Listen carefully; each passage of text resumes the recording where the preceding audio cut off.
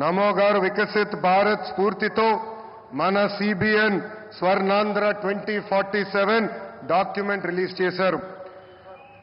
దిమాక్ ఉన్నవారు దునియా మొత్తం చూస్తారు.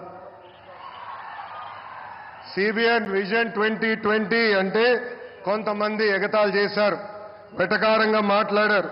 కానీ ఇప్పుడు హైదరాబాద్కి వెళ్లి చూస్తే ఆయన విజన్ 2020లో చెప్పిన ప్రతి మాట నిజమైంది.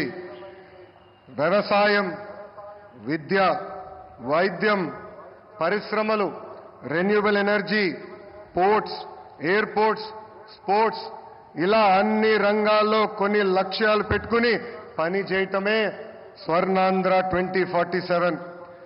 గత ప్రభుత్వం అసమర్థ పాలన వల్ల ఆంధ్ర రాష్ట్రం వెంటిలేటర్ పైకి వెళ్ళిపోయింది.